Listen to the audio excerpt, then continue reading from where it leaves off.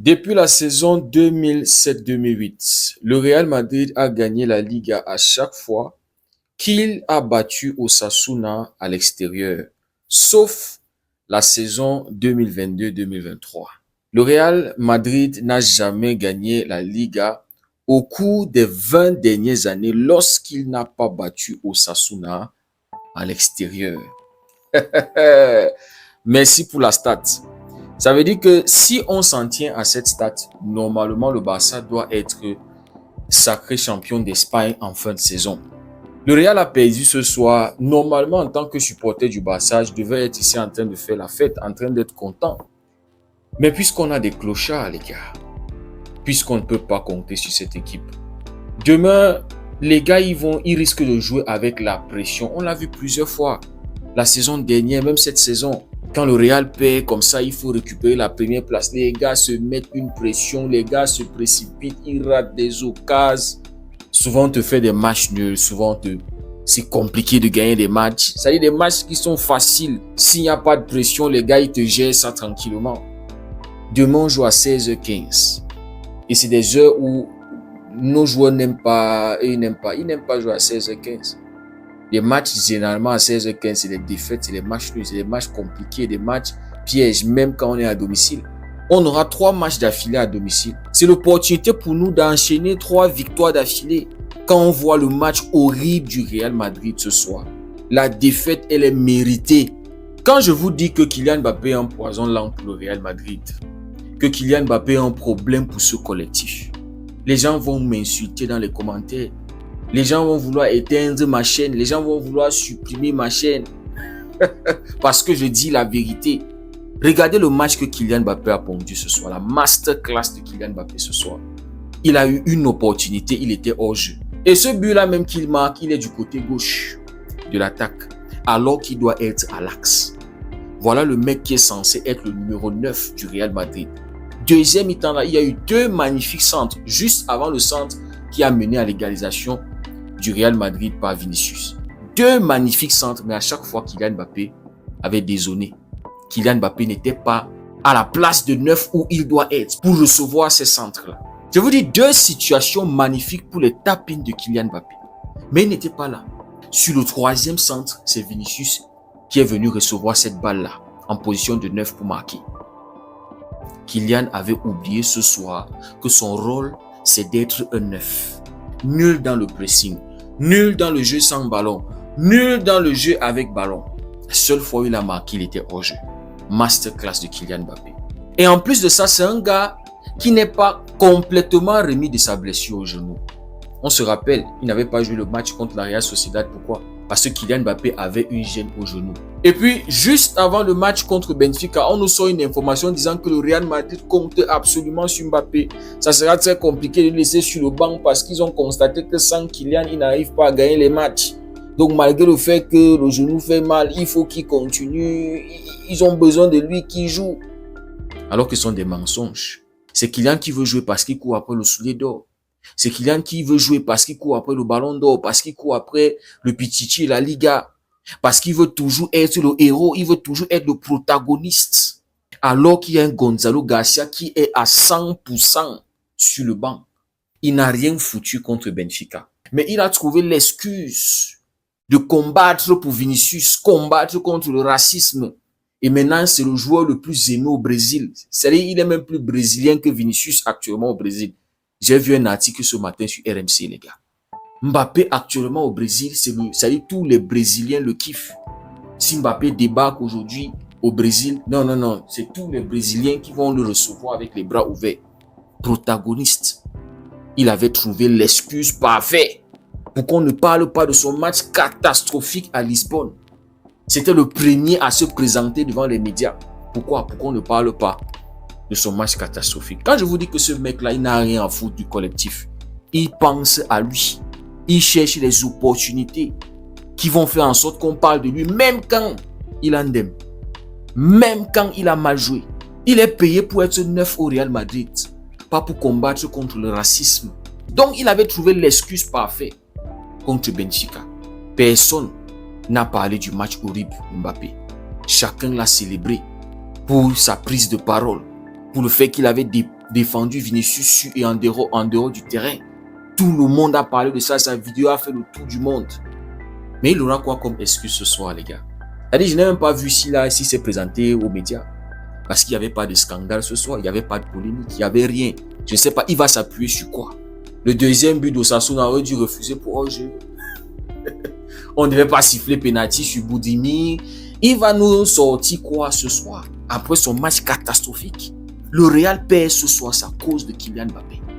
Parce que si c'est un mec qui valorise le collectif, je ne suis pas à 100%, je ne peux pas débuter les matchs. Je peux jouer en deuxième mi-temps. Je laisse Gonzalo Garcia débuter les matchs. C'est un neuf pur, capable de marquer des 2 pieds et la tête. Plus complet que Kylian Mbappé. Le seul truc, c'est que Kylian a l'expérience. Mais le petit, sans Kylian Mbappé, c'est là où il brille, c'est là où il marque des buts. Mais quand Kylian est là, il est obligé de jouer en tant que ailier droit. Là où il est inefficace, là où il est nul, là où il est invisible. Ce soir, il est rentré en jeu, c'était pour faire quoi? Alors que Kylian était sur le terrain en train de pondre de la merde partout, faire des caca partout. Vinicius s'est au moins battu, deuxième mi-temps. La deuxième mi-temps même, ils ont existé. Pourquoi? Parce que Osasuna avait décidé de reculer, de défendre et de contre-attaquer.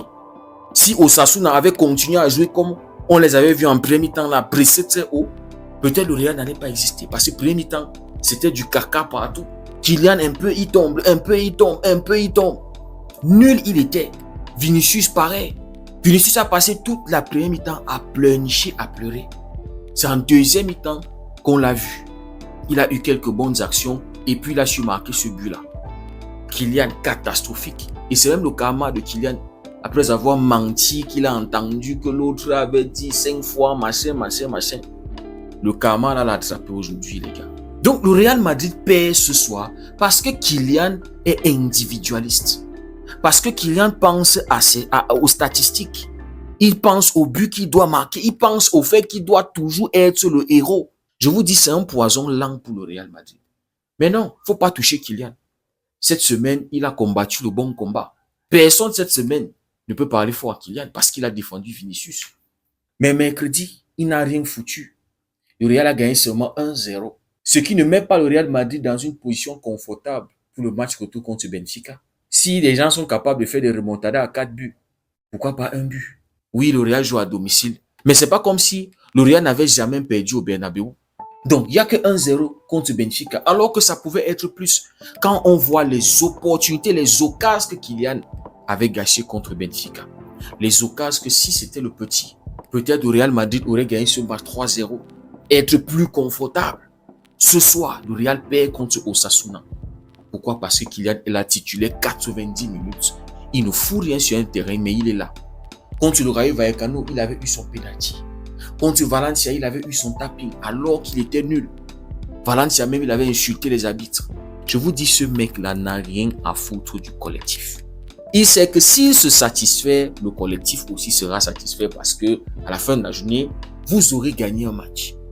Mais il n'est pas capable d'admettre que là, je ne suis pas en forme. Il y a un autre qui est plus en forme que moi, que je lui laisse jouer. Je me soigne tranquillement. Mais non, c'est monsieur le protagoniste. Voilà, ça, le Real a perdu.